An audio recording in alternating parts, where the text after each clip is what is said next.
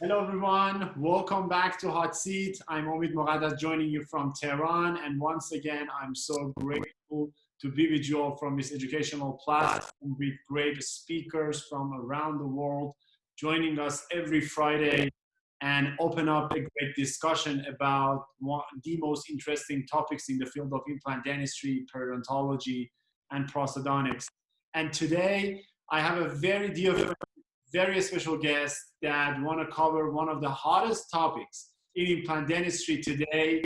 Actually, I can say that it's not new now. We have almost 10 years data about the field, but it's a new concept, I can say, that I think these days almost all implantologists should be familiar with because it seems and it's been proved already that it's one of the most predictable procedures that can lead to the predictable outcome in our treatment protocols and treatment planning, which is the root membrane technique, or as some of you are familiar with, socket shield, partial extraction therapy. And one of my dear friends, as I told you, Dr. Miltiadis Mitsias from Greece, is here with me, one of the very first people that started to evaluate this procedure and has published great articles on that and beautiful presentations. Me personally had the chance to be on the road with him in Sydney, Australia, and in so many other places. So I'm pretty sure you will enjoy every second of this presentation and will learn a lot. And who can be better than him as one of those people who started this? So, my dear friend, welcome to Hot Seat. I'm so happy to have you. Thank you so much for the um, invitation. I really feel very, very honored. And I would like to tell you that you really, with this hot seat story, you really captured the rhythm, the heartbeat of COVID atmosphere, let's say.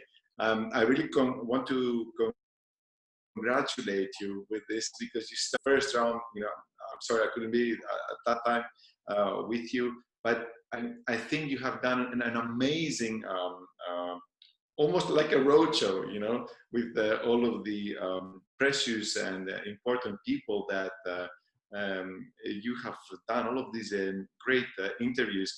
And I find also this microphone so classy and nice, and you as a host very, very successful. And it's very important also the host to know, and you are a person with great knowledge and background, and also an academician, which I really respect and admire. We always had the extensive and wonderful talks all over the world, with the last place being in Australia together. This fantastic trip that we did. Unfortunately, I came only for 2.5 days. I remember I didn't have the chance to do the tour, but I'm sure that you had a wonderful time, and I'm looking forward to do more trips together, because we really have a very nice chemistry and combination. And I also respect you as a lecturer also, and as academician, as I told you. Indeed, what you said, it's true. We had a huge trip. All of these, Omid, it's almost 15 years now that we are dealing with the root membrane socket seal PET story. And proudly now in 2021, we will present the first 15-year cases. And just to give you something as an exclusivity, we already have more than 40 cases in more than 10 years. And as you know, this is a great number, 40 cases, more than 10 years. And of course, cases, most of the cases are of Dr. Konstantin Sjorbas and not mine. Many of them we did together. And I want to share something that for us, and not only for us, there are other groups that a lot. They gave their souls a huge effort. Howie and Jonathan and Maurice on the one hand, Hirschler Group tried, and now, as you have seen lately, they're publishing again some papers that they have their value, and it's very interesting also that they're publishing complications and things like that. And I want to tell you that, yes, throughout all of these years, we had also good moments and bad moments, but it's very important that now we are all getting the satisfaction to see all the implantologists or periodontists like you, or people that are dealing with implants, to have this type of procedure as their first line of choosing a treatment plan. And for us, that we gave our effort to convince, we had a terrible time trying to convince the people that this procedure works. And I still remember in the first years when we were talking about this, people were thinking that we were insane or crazy, or we wanted to change dentistry, or we were ambitious, let's say, or crazy ambitious, but we knew what we were doing. And now we see the proofs after so much time.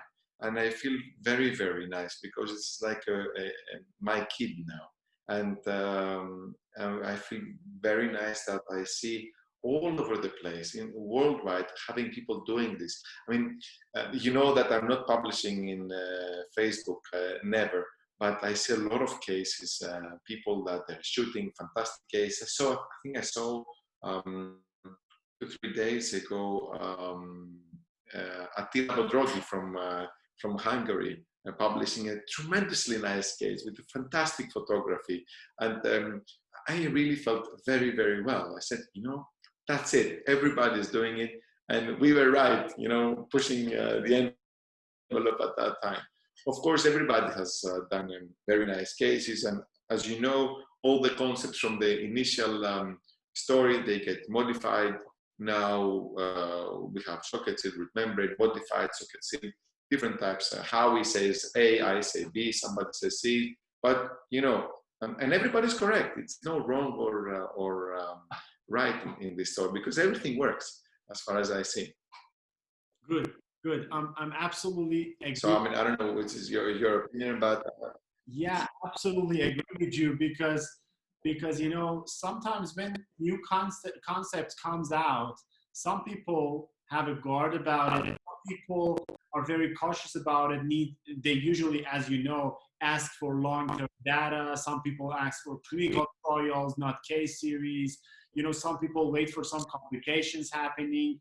But nowadays, we've seen the complications, we've seen the solutions, we've seen the modifications, and now, as you said, everybody started to see how it works and how stable the outcome is with this technique.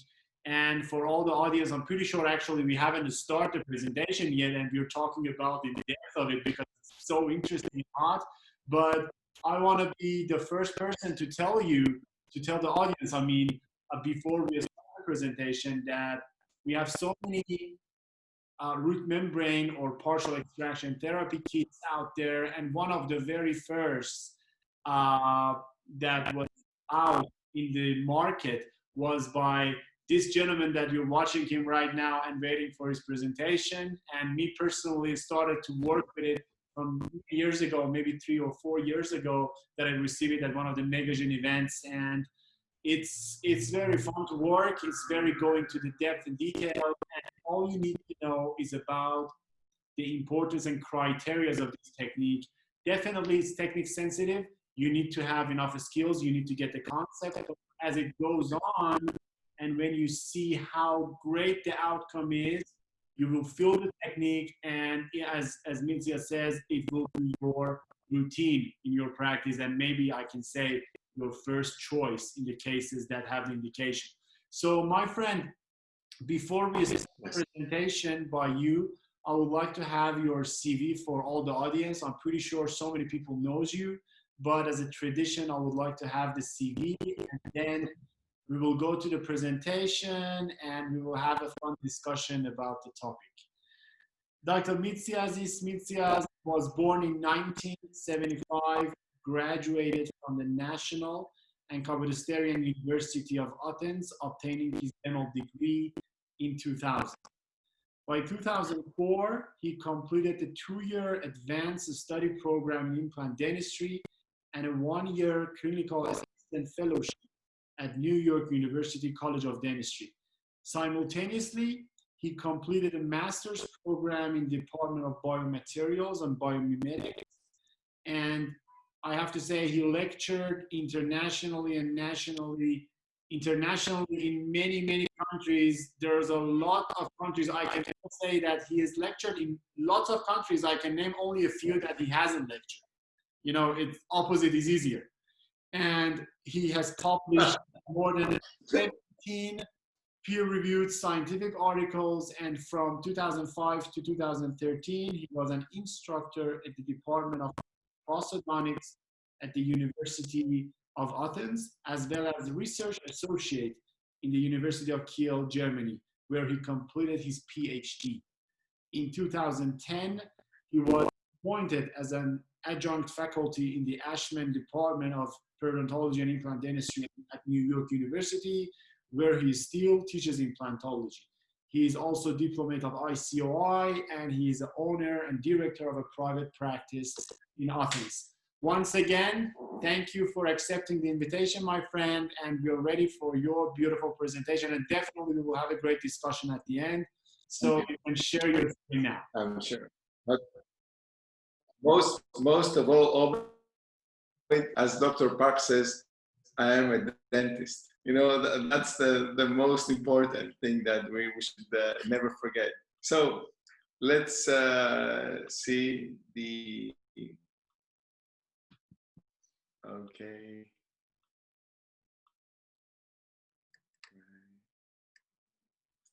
Second. Okay, are we here? Yeah, good. Is everything okay? So, root membrane technique, I really love this slide. I've shown it, I mean, all over the world. It's the first case we did with 4 consecutive, you know, implants. I think this was like 2014 or something like this. And we learned a lot. We learned a lot about how to do things, what should be the depth, what is modification of the technique, when should we modify, how much we should take down the roots, etc. It has already been, as we said, 14 years, and I would like personally to really thank and show my gratitude to Konstantin. Konstantin, you know, it's the guy who really developed the concept. And it's the guy who invented, it's the guy who gave his soul, the guy who convinced me when I came back from US that, you know, we have this revolutionary different type of technique that I'm doing in my practice. And as you know the story in the beginning, I thought that he's crazy insane. And I told him that, look, I just came from my graduate studies in US, and, you know, at that time, in 2005, 6, you know, everything was BIOS and membrane, titanium, and all of this. And, you know, if you close your eyes and you go back to 2005 and 6 and you see a guy drilling through the teeth, I mean, 360 degrees, it's like almost crazy. But anyway, he convinced me, and we started getting the data, and we published in 2014 with the help, of course, of David Garber at that time, and of course George Kotsakis. You had him in Hot Seat. He's the other part of the triangle of this group with George and Konstantin, that we are working on these very valuable publications. As you know, we published in 2014 first 5-year data at that time, and I think this was the first really landmark of having papers to sell to the people, to tell them that, look, we do have a technique and we do have now papers to back it up. Because at that time, we were talking about the technique, we were saying root membrane, but everybody was saying, yeah. And then the papers started coming out from our group, from Kurzler, from Howie, Jonathan, Maurice, etc. And then now we're having this situation that you have, more than 70 papers around. What is root membrane? We named it root membrane at that time because we were looking for a name before Kurzler, because we really, what was going on, this part of the tooth, it's like a membrane. If you think about it, it's like a membrane. And we said, it's a root and looks like a membrane, so we should term it as a root membrane. So actually, the root membrane comes from the immediate placement, because you are placing an implant, and on the other hand, it's a combination of root submergence that has been around the market more than 45 years. Plenty of articles talking about the root submergence. I think one of the most well-documented one is the one of 2007 of Salamas, that we have all used it as a reference, and it's very, very helpful. I mean, this X-ray, it's world famous. So we see on the left here, we have the root membrane, the immediate placement, numerous of papers. I'm just citing here Lazar, but there's so many papers around this, and the root submergence. Now, all of this comes up, and it's very interesting to show this timeline, which I updated a little bit. And we have also other groups, as I said, in 2006 when we started. The German group by Kurzler published 2010 the term socket sealed, and then they continue with the Bauer, and also we have this proximal socket sealed by Joseph Kahn, which I have a tremendous respect. I think he's huge and he has a fantastic material. Then we came again with the 5 years, and step by step that, 2015 in IGPRD, the first time that technique was described as a step-by-step, and giving the first plus and minus was there in 2015. And then we had the A and B articles by Howie, and the PET formation, which, as you know, it's an umbrella of different kind of techniques. Then we had the German group gave the volumetric study by Maumer, very, very interesting and convincing also article. And then I think the landmark came with histology. The histology was the really scientific proof that this technique works, and that we do have gone and proved that this can go long term. We have other histology also by the PET group from Chuck Streamer, and in 2018 we gave the first 10-year data. So now, as you said, we do have 10-year data. In 2019, Howie published this prosthetic management paper, which is also, I think, very important, that, the technique is not only going surgically, but we do have also a prosthetic kind of configuration. And also Chuck published in 2019 about the spot, which is very, very important, and also different type of drills. And our 3D study that came up in 2020. Now, since then, I think that there are plenty of articles now that they're coming. We are waiting also for randomized trials, which is not easy. It's kind of difficult to have them, but I'm sure that they're going to come out. And Omid, I think that we are waiting also for our study that has started, and you are part of this. And as you know, we have 12 centers, and we're trying to get the data. I know that's going to take time, but I think it's a huge project, and I think that we should try it very, very hard. Now, a lot of people are asking many different names for the same thing. I mean, is it the same thing? I mean, what's going on? I think there's an importance, and that's why we have different type of classifications. Now, all of these are based on PDL. So the concept relies on the preservation of the remaining root, which provides the PDL, and this maintains the buccal plate, which gives you the facial soft tissue aesthetics. Now, at this point, I would like to give you a classification of PET. Now, I think that the classification should be according to the PDL-mediated implant placement techniques, which is root membrane and socket sealed. Maybe we can put modified socket sealed. And also we have the PDL-mediated Pontic type of techniques, which is root submergence, cloaker technique, and Pontic shield. So I think that this is a better type of classification, putting everything together and just have A and B, because it's not the same when we're doing Pontic shield or when we're doing socket sealed or root membrane. Now, on the other hand, as we said, it changes today's dentistry. We have published, if you see here, the different type of papers with the longitudinal soft tissue, with the IPRD.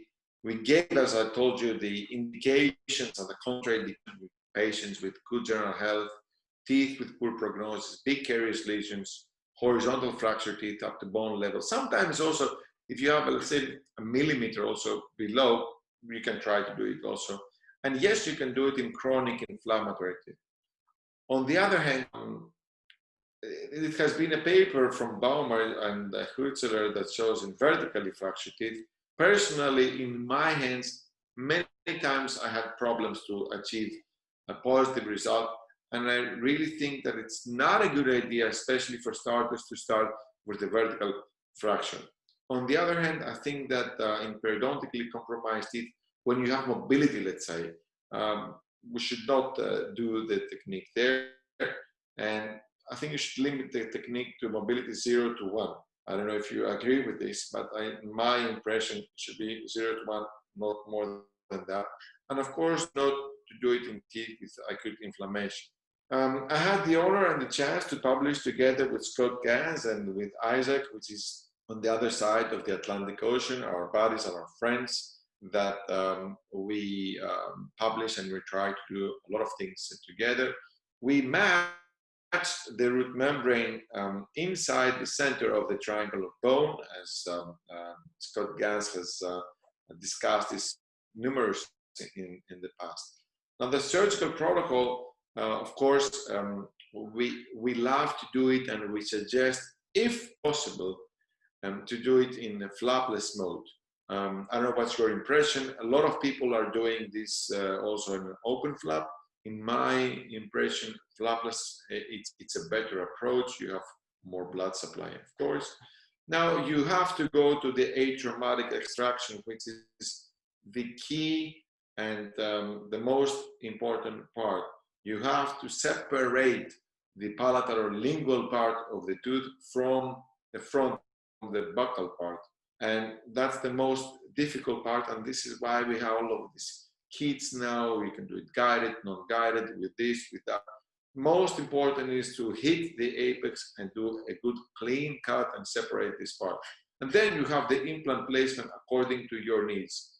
You can do it with a root membrane concept close to the root, no bone, or you can go to palatal part, far away from root, with bone inside, to modified socket seal, go for a more palatal direction and things like that. Now, as I told you, the most important is how we achieve this atraumatic extraction.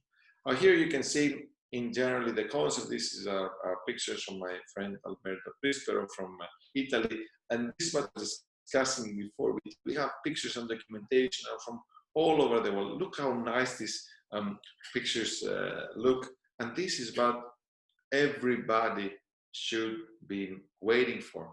That's the goal, to have a fantastic tissue, and then you can use also different tissue management like cervical or custom abutment or anything that works in your hands. But really, this should be the goal. And this is the beauty of the technique. This is a close picture showing that the anatomy of the prosthesis and the emergence profile remains perfect. And you can see this all over time. I mean, it goes on for months, for years. As we said, it changes dentistry, and it's a predictable, as you said, technique, a reproducible technique. You can do it again and again and again with the same result. Because, as you know, for example, when you do an immediate placement, can you always do that? Can you have the same result? I don't think that there is somebody that can say that I can do it again and again the same, and I can have 100% success rate all the time. Personally, I can, but with root membrane or socket seal or pad, I can always have the same result. And of course, we have stability. Now, how can we prove that? We can prove it with the folding and the stability of the tissues and the paper we published, and there are other papers also that having the same exact numbers. If you see the German numbers and if you see our numbers, they're so close, they're almost identical. The way to do this is only with a 3D volumetric analysis, and that's the way we're doing measurements nowadays, because only with X-ray or with CBCT, you really cannot have the data, the precision of the data that we want nowadays, only with 3D. Now, 3D volumetric analysis, we published in 2020, longitudinal soft tissue changes, and Joe Megan, which is a really nice journal, and I really liked when we published there. Here, if you see, we used the middle, the mesial, and the distal part, and the different numbers we got according to the chromatography that we used. Here you can see green, blue, light blue, orange, different colors, giving you from a little bit 0, plus, 0, minus. And we measured in the middle, we measured mesially, and we measured distally. And you see, really all the numbers are very, very close. Here are the statistical numbers, also the 2-dimensional subtractive assessment, because that's the way we're doing the superimposition nowadays. And we see if it's plus or minus, if we do have different numbers. And here also you can see the non-inferiority margin on the left, according to the 0, 0 numbers. You can see the deviation is from minus 0.25 to 0.25, which is it's almost nothing, you know. The numbers we got were at the level of 0.2. It's unbelievably low, the number for after, let's say, 3, 4, 5 years. That's why the technique provides you, as you also said, the stability and the reproducibility of the tissues. And it's like a myth, you know, the case comes after 3, 4, 5 years, it looks the same. It's unbelievable. It makes you feel so happy. Now, a lot of people also are asking, what about the space between the implant? Or shall we graft or shall we not graft? Now, the way to analyze this and to approach it, I think it's only by histology. On the other hand, we've seen through time that either if you go on the left and you, for example, you use root membrane, which means close to the root or far away, and you use graft as the, let's say, modified socket sealed, or what PET group is suggesting nowadays, which I found it correct, honestly, because the gap distance is far away from the root. In order for our concept to work, root membrane, the implant should be like 1 millimeter from less than 2. If you're far away, the gap is big, so you really need to put something there. And you know, of course, you can put bone, or you can put anything that works in your hands. But in order for our concept to work, we need to be much closer. And what we see is that people are trying also to get away or to go more palatal, and sometimes they get too much palatal. Now, Hurcher's paper in the Journal of Clinical Periodontology in 2010 showed, at that time they used endogain as a material inside, and you can see here that they termed this name with NC new cementum at that time, and of course the derivative of the M should give you the new cementum. Here you can see from the new cementum also the bundle bone as the dig, and here are the original pictures from the dogs they used at that time.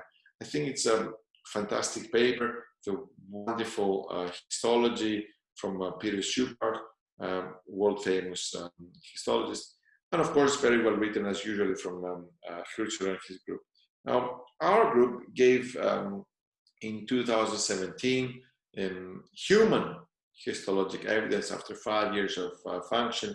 And again, I would like to thank Francesco Mangano, Carlo Mangano, Giovanna Lezzi, and all the Piatelli group that gave us the opportunity to have fantastic pictures, beautiful histology, and I'm so looking forward for new things to come.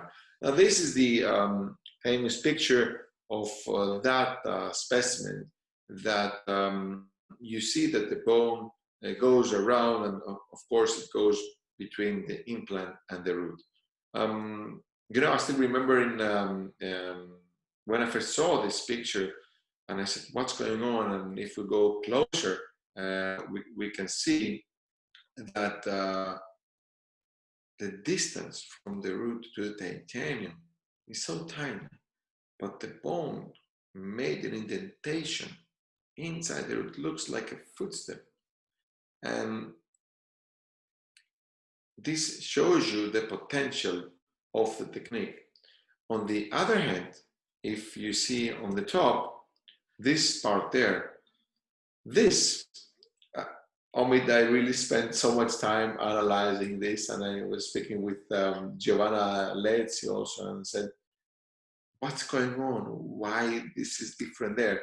And the conclusion is that if we had done the technique better, and if we had placed the implant a little bit deeper, and if we had prepared the root a little bit different with a little bit of bevel, and the conditions, let's say, of the technique should be better, then we wouldn't have this. But, and this shows also the, let's say, the beauty of the technique, because sometimes the technique forgives your mistakes also, is that this area there, if we do a close-up, you know, this is connective tissue, but it's non-infiltrated connective tissue, which means that this connective tissue is very, very stable. All of the black dots inside there, these are cells, but these cells are not inflammatory. And this red part here shows you how the bone gets blended together with the connective tissue. And this case is very, very stable. So sometimes this happens, I think it should not worry us so much. Also, as you know, we published 10 years with a very big sample. We took 250 fixtures, implants, inside this sample, 230 in the maxilla, 20 in the mandible, 182 patients. You know, it's a very big sample. It's not easy to manage all of these patients and put them inside. I mean, I still remember the Excel was huge. And we gave 10-year survival rate, 96.5. We had 5 failures inside, and we're still looking at these numbers. Now, you remember before I was telling about the chronic lesion and how we do it. Even in chronic lesion like this one, you can do the technique. In the beginning, we started doing the technique like this. You know, we didn't have any kits or something, and we were trying to do it with the standard diamonds that we use for preparation of the teeth. So I still remember the constant drilling inside, and you know, the wear of the drills was so much. And then after this exponential from 2, 2.5, 2.8, 3.3, then we were cutting, and slowly from 180 degrees we started cutting to 200 degrees, giving a little bit more help, of aid to the soft tissue. Now, the question is, what do you do with this part? How do you manage this part? And how much you should take it down? Should you do it with a fine burr, not a fine burr? What type of instrumentation you should use in order this to become successful? You saw before the histology that we were showing, and this was because we didn't do this part as we should have done it. Now, the questions arise here and say, what should be the thickness? What should be the height? How we prepare it? And all of these things. But on the other hand, if you see this implant placement, which is root membrane, this implant is 3.5 millimeters. This is AnyReach Megagen AnyReach 3.5, and with a core of 3.3. Look at the space from the implant to the root. This is 1 millimeter, even less, let's say. So you cannot use any bone there. Bone is not going to help you there. The bone will help you if you go more palatal. Now, always when we do immediate loading or immediate provisionalization, we should use a titanium cylinder. And then you should make your provisional. This is the CBCT after the implant placement. I would like to say that at that time, I should have prepared the root deeper. The beauty is that after you do the technique, you can have a very, very nice, thick, really beautiful tissue and stable. Here you can see the lines and the keratinized tissue and the emergence profile, how nice and beautiful it is. And as we said before, you can use a lot of different kinds of configuration. You can use custom abutment, custom healing. You can use VPI cervical. That's one of the things that I really do a lot of times, and it gives me great results. And here is the follow-up, and as you see, and the PA here on the follow-up. That's the clinical picture, and I'm sure that you are seeing these, and everyone in this world have pictures like this to show, because you know what? You're not doing something special. The biology is doing this special thing. The treasure is there. I don't think that there is any other type of technique that can give you such beautiful pictures. And I don't think that I do something special, as I told you. Everybody's having this type of results because the treasure is there, the biology is there, the tissue is there. And if the tissue satisfies you when you're starting the technique, then the same thing is going to happen. It's going to remain there. If you look at this emergence profile, it's fantastic. Now, throughout the years, we progressed and we did the scalloping of the root. We started talking about this in late 2016 because we were looking at these problems of how much we should take down the root, how should we do it, and things like that. This came, I think, 2016, and if you see, it's like, you know, like the chips that we're eating. You see this S-type of ruffling. We started doing this by using experimentally different type of burrs, and then when we designed the kit with Dr. Park and Konstantin and the other members, and we saw that the emergence profile starts from the root. And then, and I'm glad that how we also wrote the paper on the prosthetic management, because this is what it is. And all of the different kits that they are in the market, my kit, Howie's kit, the PET kit from Maurice, actually this was the first kit that came out, the small blue one. All of these kits aid and help you in order to have a correct implant placement, and also they help you to have a nice emergence profile and preparation of the top part, the corner part of the root. So this is what we should be looking at, and this is the key. Let's discuss about this a little bit, step by step. So you have a situation like this. You first use your guide lead-ins and you remove everything, gutta percha, from inside or anything that is inside the root.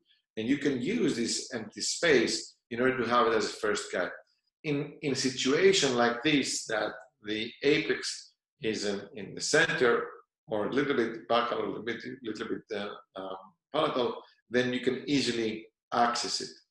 We do have other ways also for going to the route by guided, but still we're not having the super kit that we would like everyone to have. Other people are using a densa burst or combination also of kit with densa burst that they give a great result. I use them too many times. In our kit we have the initial shaper one, which goes up to 7 millimeters. Then you use the initial shaper 2 that has different groups and takes you down to the apex. This is a high-speed burr and really helps you out to cut the root. How he has a different way of approaching this with a different type of burr. I think that everything works. Everything works, and I think that it's a matter of choice. You know, for example, in my hands works this better. Somebody else has a different option and opinion.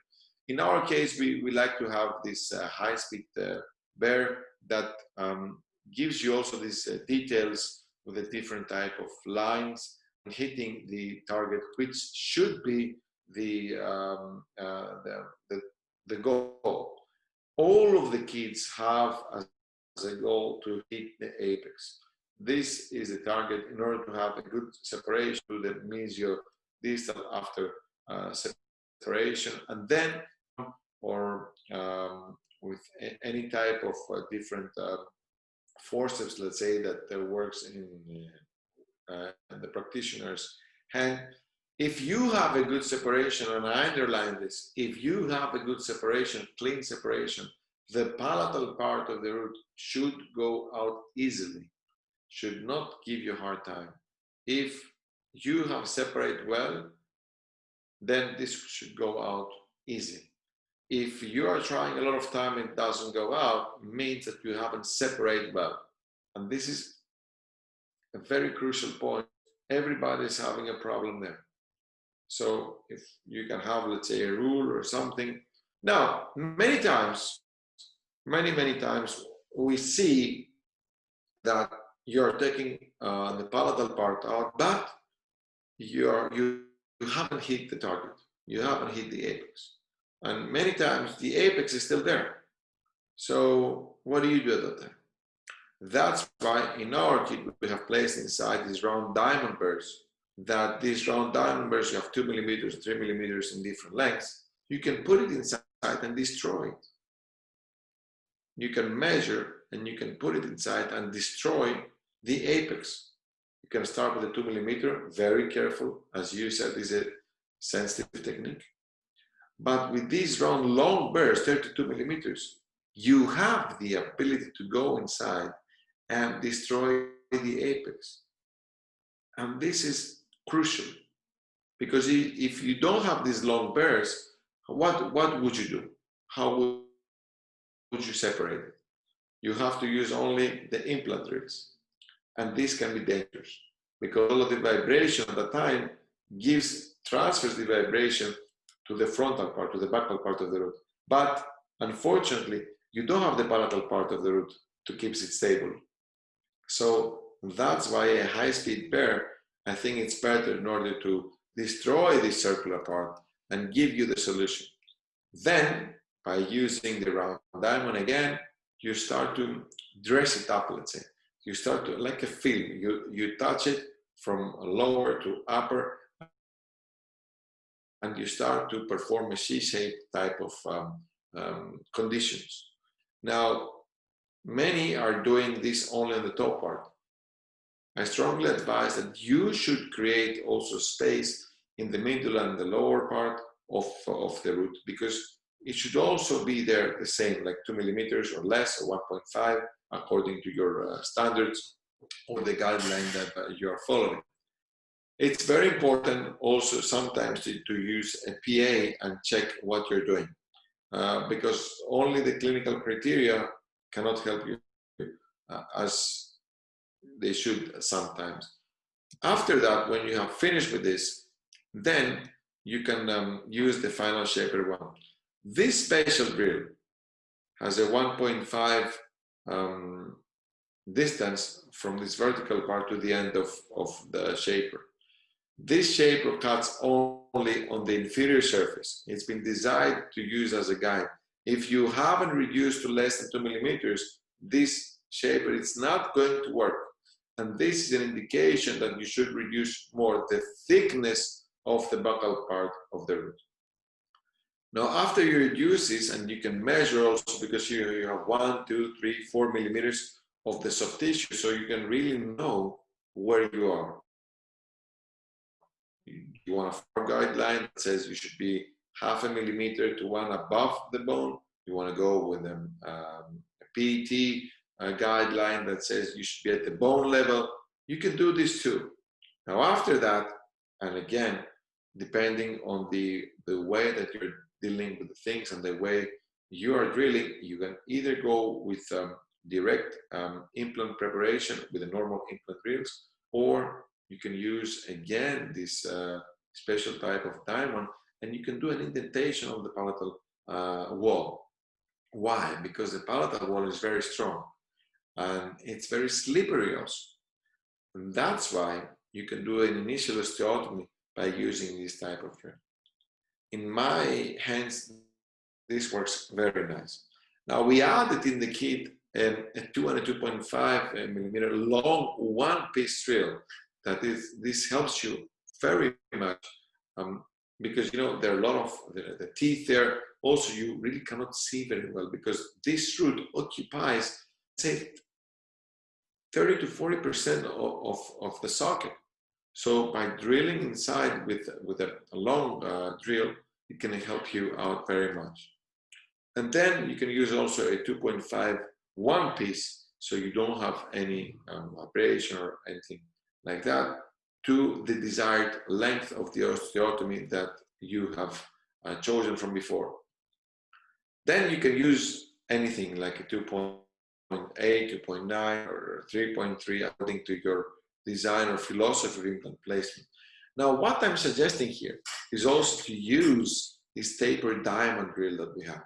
I really love this tapered diamond because you are shaving, and we strongly suggest this, to shave the palatal wall a little bit, because you're creating an extra space, especially when you're using tapered type of implants, and especially if you use aggressive implants like the NRH, which is a fantastic implant. I think it's the implant of the decade.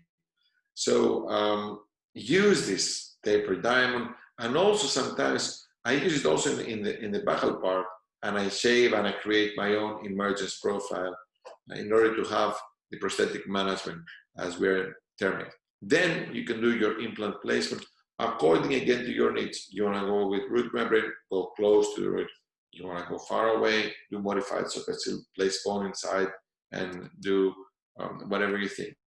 This should be the ideal placement. Now, very important, as we said, if you do this correct, and if you have done the prosthetic management of the root, then you will have this S-line of emergence profile. Of course, if you use the proper abutment. Moghaddas supplies you with this proper S-line of double S-line of abutments, and gives you the ability to create the proper space. Now, if you have this 1 or 1.5 millimeter and 1 millimeter of space, in our case, or more, in other type of designs, we strongly suggest, and you saw before in our histology, because we learn from our mistakes, that the implant placement should be at least 1 millimeter subcrestal. You will lose the game if you go in the same level. These implants work much better, and we see this worldwide with any type of implant, any type of technique, if you go subcrestal. We have seen this with the zero bone loss, issues, the one, the other. Everybody speaks about this. So you should be at least 1 millimeter below, and then you will have these 4 millimeters, that is the desired 4 millimeters. Now, what we have seen, and I'm sure as a periodontist, you have observed this much better than me, is that we have great papillas. We have great papilla with this type of technique, and gives you why we have this? Because you can apply Tarno's rule. If you remember, Tarno's rule is with normal teeth, but in our case we can apply this with implants, and you can have this 5 millimeters contact point from the crest of the bone. Why? Because this type of system is a hybrid system. It's not a pure implant system. We are masking and we are, let's say, fooling the organism with this part of the root. This remaining part of the root, this part of the root, this 2/3, 3/4, you name it, this provides a different biology, different situation. And that's why, in my opinion, we should call this a hybrid system. If we can be influenced, let's say, from the electric cars or the hybrid electric cars that we see them now raising up all over the world. This is a very important story, and we should realize that this type of hybrid situation, implant, bone, root, bundle bone, buccal part, gives you a different type of result. Here, again from Alberto, a very nice series of cases that shows you on the lower line fantastic results in all over different teeth, you know, front, premolars, molars, everywhere. And I would like to finish this because a lot of people are asking me, what's going on in the posterior part? Now, of course, you can do it in the posterior part as well. This is material from my friend Isaac that loves a lot to do this in posterior teeth, and Chuck Streamer also that has developed the spot and a different type of technique with Versa or not. Here you can see a case that we use this type of drilling protocol and root membrane or PET in the molar teeth. This tiny part that we keep in the buccal side gives miracles, creates a different type of approach, and you will see, not because only for aesthetics, but it's very tremendous useful. You know, I'm sure here if you see the video of the, this is actually Isaac performing this and using the our kit, extracting the lingual part of the root, not just for anteriors, and then drilling inside the center, either with spot protocol or if you have the bone. Here you can see this smiley face, let's say, of this molar by keeping the buccal part of the root, save them, and then by using the densa burrs, okay, by creating an even better situation, and then placing inside the blue implant in the middle, having a very, very nice initial stability of 72 ISQ. It's very important to use ISQ, as we're saying, everybody agrees that this is the only really scientific way to measure initial stability. Then you can use either VPI cervical, or you can use a big healing abutment, large, like a hat healing abutment. You can do anything you like, put the bone inside as we have done here because the space is big. The important thing is that you have this type of outline after you do your second stage. Now, when you finish with that, then you can go to a CAD/CAM, of course, and you can scan. I personally use the new scanner, iOS, from Megagen. I find it very, very well and tremendous value for manual machine.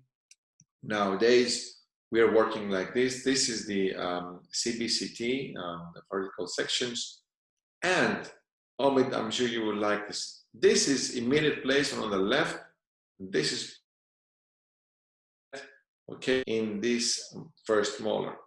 With the green, you can see the outline of the teeth, but with the light blue dotted line, you can really see the keratinized tissue that PET provides to the first molar. But the immediate placement of the second molar, you see where these dotted lines go. They go under the tooth, under the prosthesis, and this is the problem. You know how many times our patients are coming back to our practices and they say, "Oh, doctor, I'm doing everything as you said, but the foot goes there." And you haven't done something wrong. Everything is correct, but the problem remains there. And here you see this zone of keratinized tissue that exists in the PET, and the lower one that it's not. And with this, I would like to finish and thank you for your attention, and I'm open to discussion with you. Thank you so much, my friend. Actually, I was right when I say that you are among those that can describe this technique very perfectly, because I think it was a good classroom for everybody interested in partial extraction therapy. And I can say root membrane because you really go into every detail. So it was truly step by step describing how those kits and drills work and why. So I think for those want to start, it's time to get the kit if you don't have it, because one of the things that I don't know if you agree with me, I've discussed it with many people, and we almost all had the same conclusion, that if people know how this technique works, we can say that they can do it with even simple drills. And usually having a specific kit is not necessary for doing a membrane technique if you have a concept. But why these kits are out there? Because they are showing you sequences, and it makes you do the procedure easier and more predictable. So that's the fact. For everybody watching right now, you can do socket shield membrane extraction therapy if you know how to do it with even simple drills. But the purpose of these kits out there to make the sequence easier for you, and as it's been described in the presentation by my dear friend Mitsias, you can see how these drills helps you, and you don't need to look around for different drills to how to approach. For example, as he mentioned, when you leave the apex there and you were not being able to cut it out and bring it out, so you have a long shank round burr having a laser mark, so you know exactly how deep you go and eliminate the presence of the apex. So I have some questions to make it more interactive and more fun and more hot, because it's hot seat. Okay? You yeah, because I always ask this question, and it's regarding the apex of the root. We want to do root membrane technique on it. Sometimes the root is exactly in the direction of our drills. Sometimes it's a bit palatal to the direction that we want to place our implant in the future. So when we remove the palatal part, it will be out. But sometimes we have some curves of the apex towards the buccal. It's not a straight line, it's with the curve. So when we go straight, that apex toward the buccal will be remain. And usually it doesn't have to do anything with our implants because it's in a distance and it's a curve. There is no way to remove that apex or cut it because it's completely another direction. So what's your experience in these 14 years? If you leave that apex, that I emphasize that it's not in the direction of our implant, it's completely in another direction. If you leave it there, I'm not saying that we decide to do it in a routinely basis, but sometimes it happens. Is it gonna be a problem or no? That's a very good question. I was not expecting something less from you. And no, it's not going to happen something. Of course, you're trying to go as close as you can to the apex. A strategy can be to go as close as you can, following the canal, and then by shaping on a second stage the root, trying to thin it from top to bottom, slowly, you can reach almost to the center of the apex with a round bear. That's another way to approach it. Also, another way to do it is many times we do guided surgery. And we're trying to see also with my friend Marcus Engelshoff from Germany. You know Marcus very well, he's a fantastic person. We're trying to explore also the opportunity to do kind of a guided management, let's say, of a root membrane with a different type of drills. And we do have some very good results. But so far, the way we're doing it, we're trying to go as close as we can to the apex, either direct by taking it down, by drilling inside, or by trying to do it on a second stage by shaving the root with a round bear. Yeah, but what we have seen, and I will answer to your question now. Yeah. What we have seen all of these years, because to be honest with you, we in the first years we have done also crazy things that we didn't know. We were discovering also things. We have seen cases that we have left all the apex inside and they have no problem. Mm-hmm. We have a lot of cases with the apex inside with no problem. So I don't think that it can provide a problem. On the other hand, I strongly suggest that the best way is to try to approach and have as much of the apex out. In my opinion, the best thing is to take out all of the apex, and if you can remove also the buccal part of the apex, 2 millimeters, 3 millimeters of the buccal part of the apex, that's the best. Why? Because all the bacteria, if you see from the literature, because I spoke with all the endodontists, they're centered the last 3 millimeters of the apex. Mm-hmm. Mm-hmm. So this is my suggestion.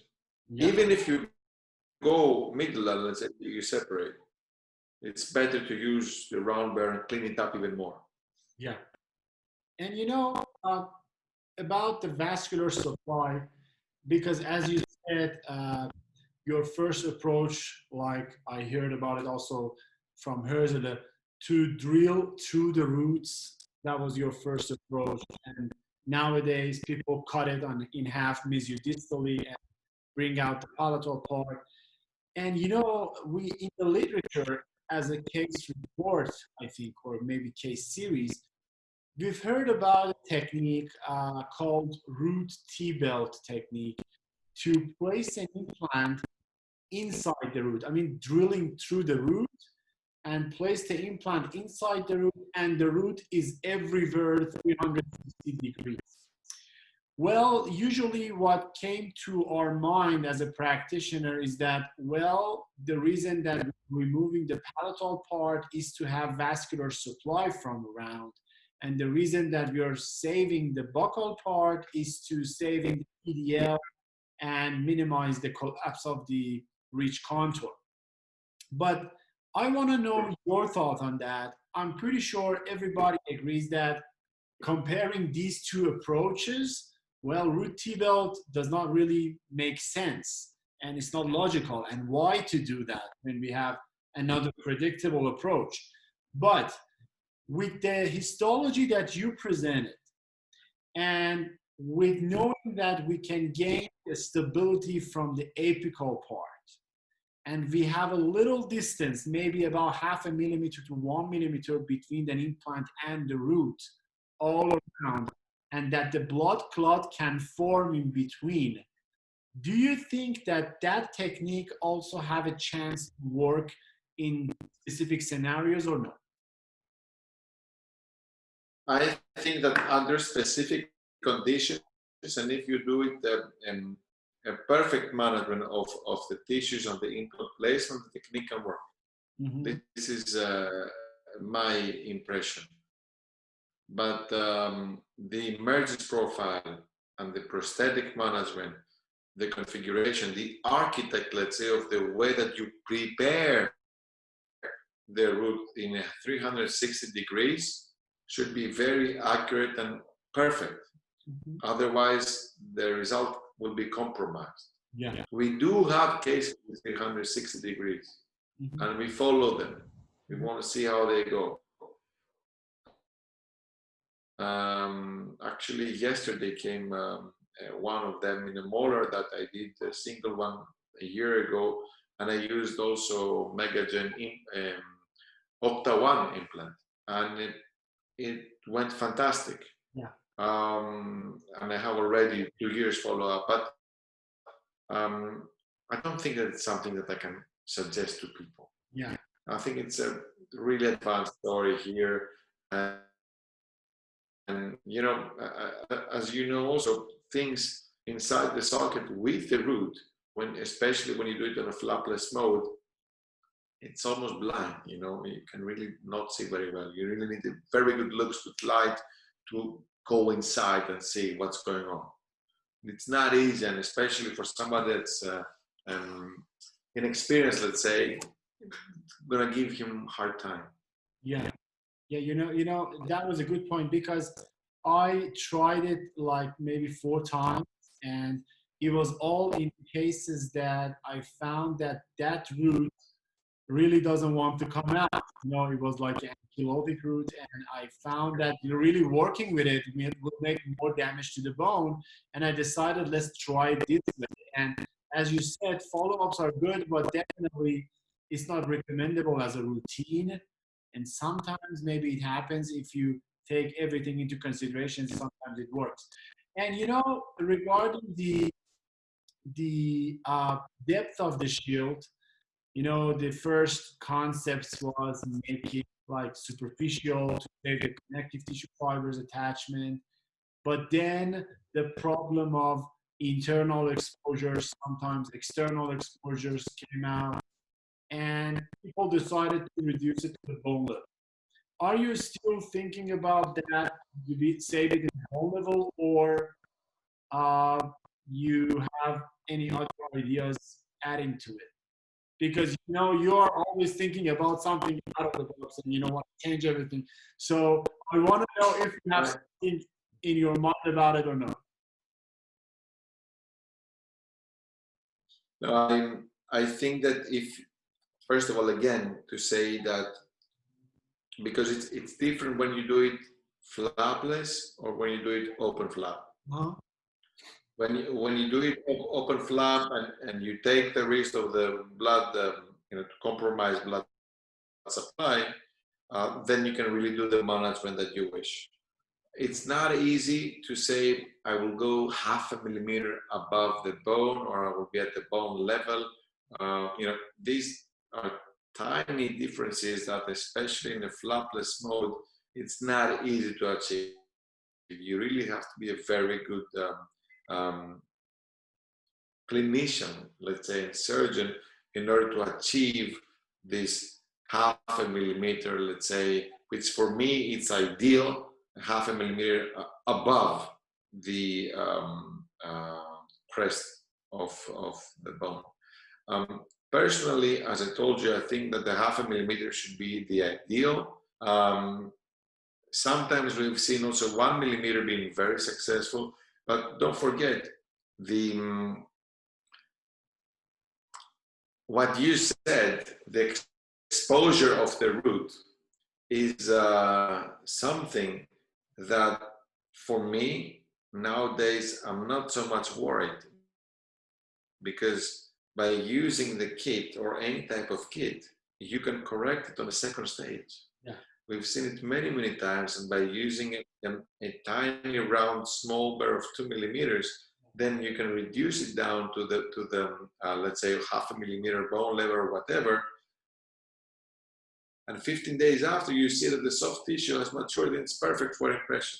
What we should be worried and what we should be learn is to do the proper management of the root, not only as a height but as a width and on a vertical S-line of management in order to give the emergence profile. So this is most important for me. It's not so much the half a millimeter or bone level or 0.75.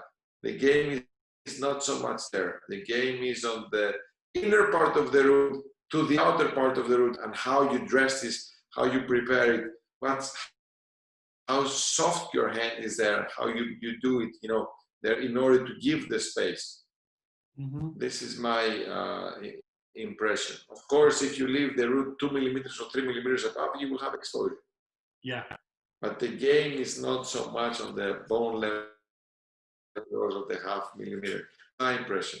I've seen cases going tremendously well with 1 millimeter.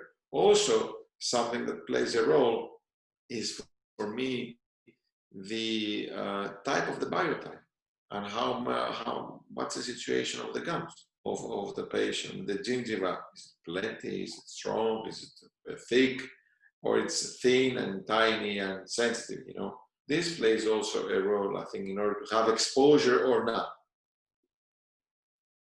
And you know, you talked about biotype. I want to know, do you do this technique on all of your cases? Do you find it necessary to go with root membrane technique in all the immediate implantation procedures, or only in the risky parts, like thin biotypes, the cases that you find the root position, sagittal direction not really proper after extraction?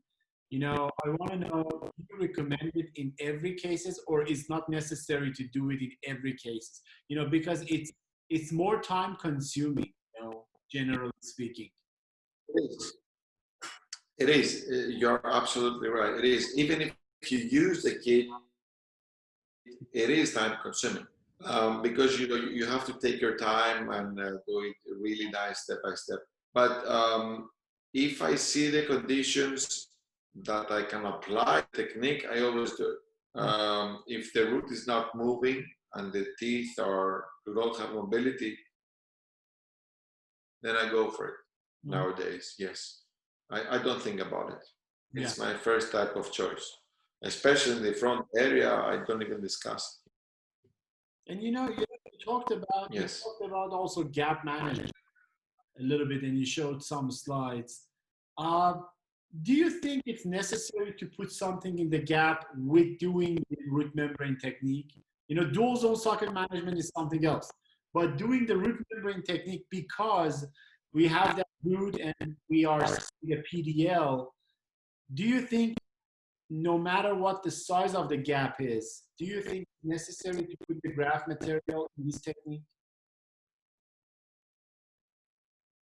No, I think that if you are less than 2 millimeters, you don't need to put something there. If you're insecure, let's say, you can put something like a sponge, or you can put something like a blocker type of material, because the most important is not that you're getting from the bone, is that you're using the bone as a blocker from the soft tissue to penetrate inside.